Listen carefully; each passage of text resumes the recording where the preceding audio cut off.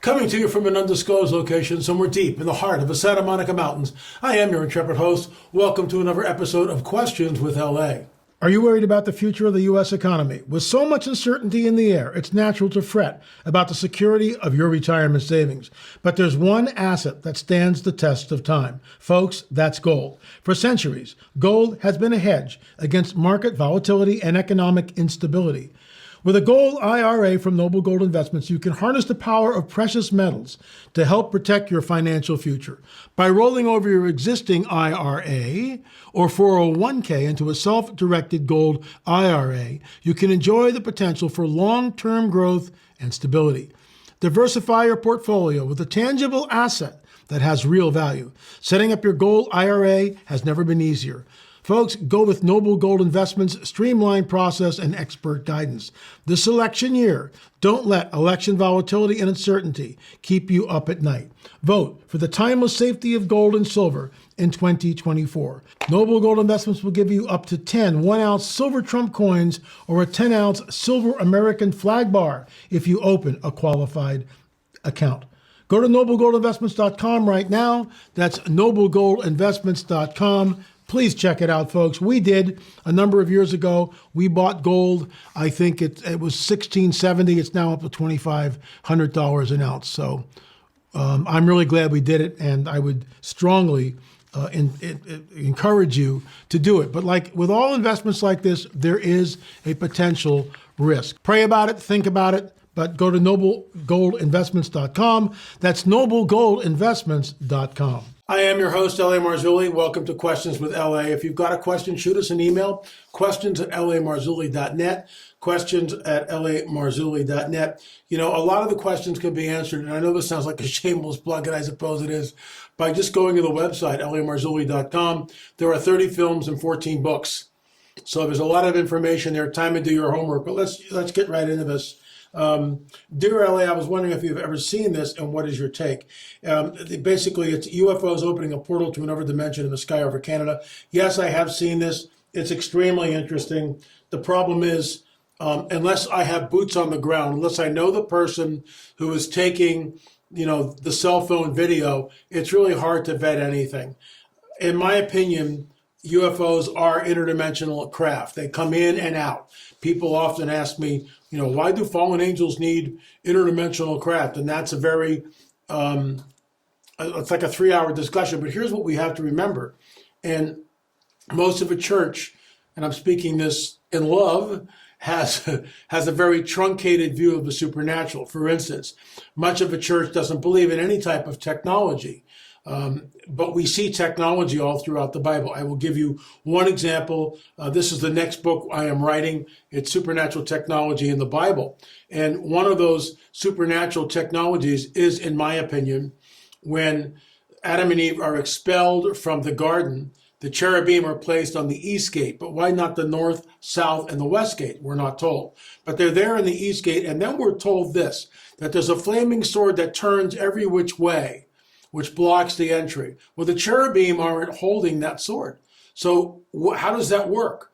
That, my friends, is ancient vernacular for modern day vernacular of a lightsaber, because that's exactly what it is. Vroom, vroom, vroom, vroom, vroom, turning every which way. The cherubim aren't wielding it. So if you go online, you'll get all sorts of answers to that and people's theories. But in my opinion, it's technology. It's absolutely it's technology that we don't have on this planet. And of course, it disappears right after the whole Noah flood and all that. The Garden of Eden is lost. So in my opinion, going back, these craft come in from another dimension, literally the second heaven. And that leads us to one more scenario. We know this, that when Michael and his angels fight with the devil and his angels, the dragon, I call it the great eviction notice. So a dragon is expelled from the second heaven. What does that look like on earth? And it says very specifically, woe to the inhabitants of earth, because the devil, the dragon, your adversary, has come down to the earth and he knows his time is short. That sentence, in my opinion, is absolutely loaded, pregnant with meaning. What do you mean he knows his time is short? How does he know his time is short? So it's very complex. The supernatural world is very complex. I don't have all the answers. Nobody has all the answers, which is why, we look at all these things that are happening and we proceed humbly. I'll just give you one example. There's a lot of scuttlebutt going about Ezekiel 38 and 39. Are we looking at the formation of that war? Some people hold to the position that the rapture of the church has to happen before the Ezekiel 38-39 war. Other people say no, it does not. It could happen after the 38 war. Other people place the Ezekiel 38 war, 38-39 war at the end of the millennium. So it's all over the map. And people can argue about this and, well, I'm right and my exegesis is correct and you're an idiot. And that's, unfortunately, a lot of what we get, my way or the highway. I don't know. Honestly, I don't know. I've looked at the passage. I get it, but I don't know. Could it be? Yeah, maybe. I don't know. So I let it rest. I let it go on the back burner. That's it. What is happening, in my opinion, looks like the formation of it.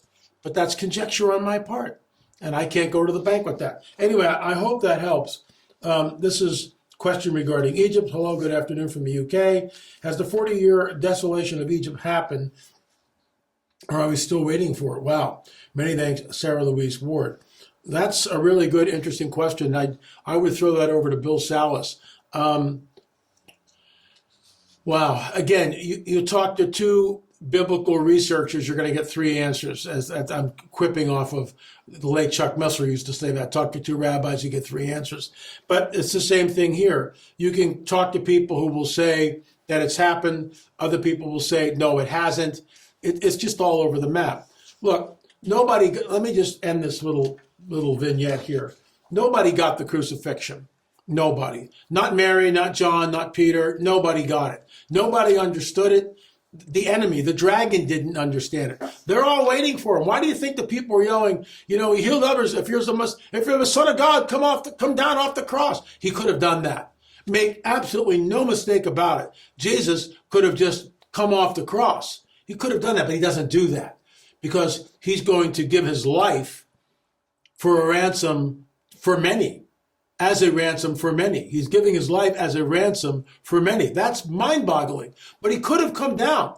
He could have healed all his wounds. I mean, can you imagine areas he's hanging is a bloody mess. The nails are through, and all of a sudden he straightens up, and we see the wounds disappear, and the nails fall, and they come out of. Let me do that again. The nails come out of his body and fall to the ground, and he's completely healed, and he's suspended in air. He's floating in the air. He's levitating in the air, and then he comes down. I mean, he could have done that, right? That would have been unbelievable. Wow! But he doesn't do that. He doesn't do that. He is the Lamb of God who takes away the sins of the world, and by his blood we are all saved. He pays the ransom for all of us, for many, and that's what I'm going with. Okay, are the giants of today in hiding? This is from Timothy. Thanks for writing in, Timothy. Appreciate it. With the incident of the giant of Kandahar back in 2002, I believe there are still giants on the earth, but they're probably living underground. I suspect that's because they know that they're no match for our advanced military firepower. Does that explain why they are hiding from public view? Yeah. I mean, absolutely. Well, what is this? Hold on. Let me get to this. Huh. Interesting. Okay. Back on track here. I'm kind of captured by the next email. Look, they were in a cave.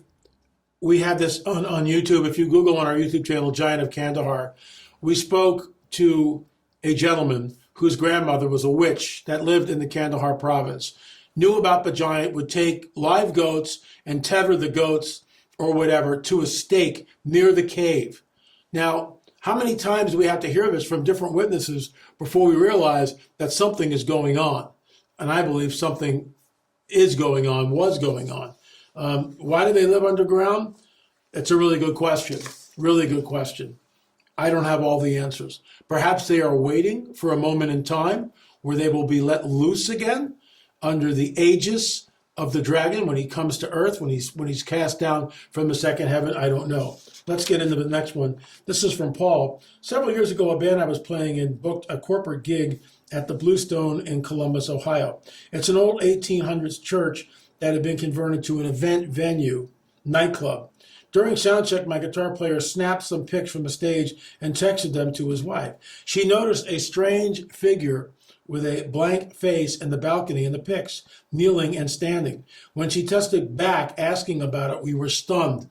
There was no one in the balcony, and the event staff said they were regular supernatural occurrences at that facility. Do you know what this blank face entity may have been? As a Christian, I do have to say I had an eerie feeling all night. I was disturbed that was once a place of worship, now had suggestive images on the walls in the green rooms, pretty devil horned females with hot rods, etc. Any thoughts would be appreciated. So here is what we're looking at. So in the first picture, you see the piano. It's right there, okay? And you can see the blow up of the guy. He's, what are we looking at? There it is right there. See that? So he's standing. You can see him right. Oh, wrong hat. You can see him right there next to the piano. See that? You can see him standing up. It's hard to say what we're looking at. I mean, it's just really hard. I'm going to hold this real steady, John. Folks, it's hard to, weigh in on that.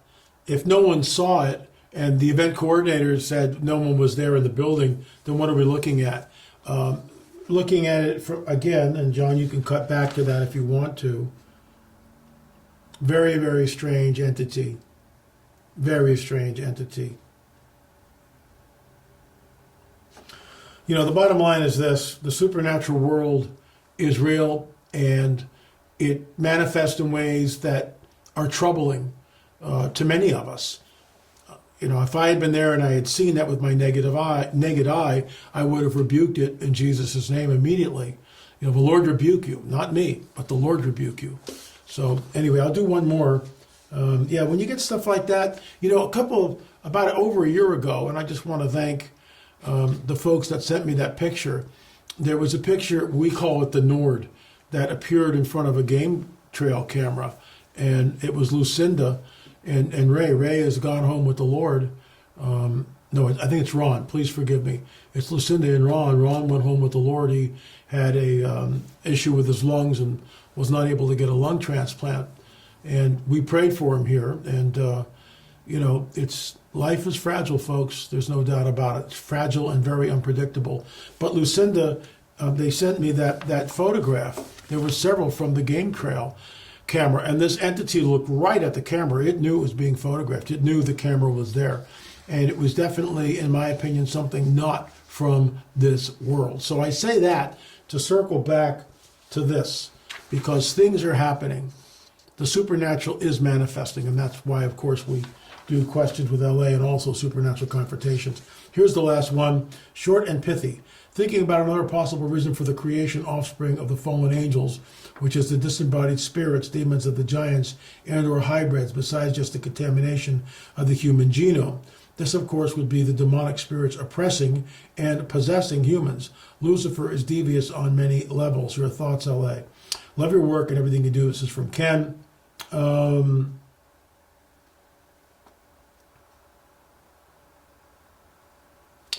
Well, it's definitely multifaceted, Ken, and I do agree with you.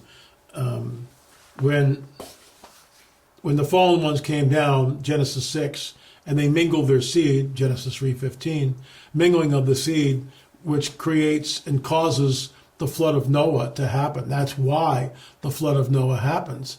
Make no mistake about that. So, what are we really looking at here? Yes, it's multifaceted. Pollute the genome. So I got something in my eye, folks. Forgive me. Pollute the genome. So the Messiah can't be born. That's certainly the head of the tip of the spear there. But then when they perish in the flood, they become the disembodied spirits, i.e., demons that roam the earth, that oppress people. So did the dragon lose in Genesis 6, well, yeah, the flood basically wiped them all out. But he didn't lose completely, did he? Because now the demons wander the earth. I believe the disembodied spirits of the Nephilim become the demons. And I believe the grays are biological. The grays with the big heads and the big black eyes. The grays are avatars, biological suits that the demons can inhabit and work. And that allows them to manifest in our dimension. They need a body. Demons are disembodied spirits. They have no body. So they're spirits of the Nephilim. And in order for them to manifest, they need something. They need a body to manifest. So the dragon, once again, has come to the rescue, unfortunately, in a very diabolical way, and created these biological suits, in my opinion. So that's what we're looking at. I hope that helps. Rungs of Disclosure, we are shipping it. Might be the most important book I've ever written, and that's not hype. It's just so much information here, and we'll be talking about that in the days to come. But if you've got a question, thanks for writing in. Questions at lamarzulli.net. Questions at lamarzulli.net. We will get to them. I'm going to do another Q&A, and that'll be posted later this week. Thanks so much for watching, folks. The supernatural world is real. That's why most of these questions have a supernatural overview to them, and that's why we do these. Thanks so much for watching. We'll be back again soon. Hey folks, Elliot Marzulli here. I've got book number 14 coming out. It's being published by Charisma Media. It's called Rungs of Disclosure. Let me whet your appetite. What is it, 77 years ago, something happened in Roswell, New Mexico? Was it really a weather balloon, or was it something else? Folks, one of the very first chapters in that book delves into the whole Roswell event.